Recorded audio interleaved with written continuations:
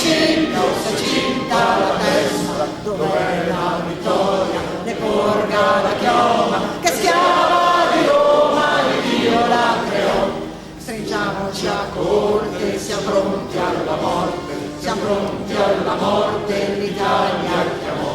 Stringiamoci a corte, siamo pronti alla morte, siamo pronti alla morte, l'Italia chiamò. Sì!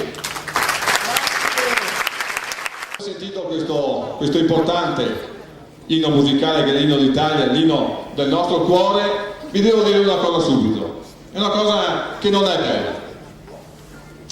Voi sapete che la protezione civile nel Veneto è una protezione civile importante.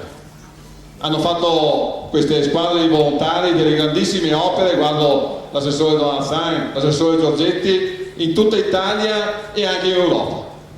Con l'era Zaia, con l'era Lega, dalla maglietta della protezione civile è scomparso il tricolore, è scomparso quello stemma importante che ci identifica a tutti, in Europa e in Italia, sì Regione Veneto, ma italiani. E noi diciamo al Presidente Zaia stasera, da questo bel palco di Cortina, che noi non siamo d'accordo.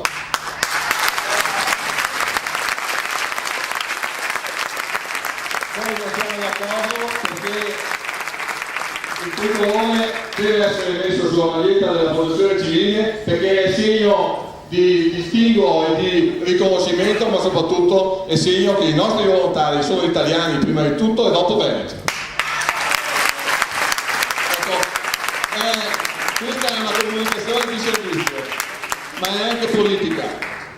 Io aggiungo una cosa, oltre ai messaggi purtroppo che arrivano da ieri a oggi a noi in maniera insistente di dire di fare qualcosa. Non possiamo solo limitarci a dire non siamo d'accordo, devono ripristinarlo al più presto. E soprattutto, siccome sono state stampate circa 16.000 magliette, qualcuno si farà carico di ristamparle non a carico del contribuente, perché altrimenti è sempre troppo facile dire che si sia sbagliati così, ma tanto paga tanta loro.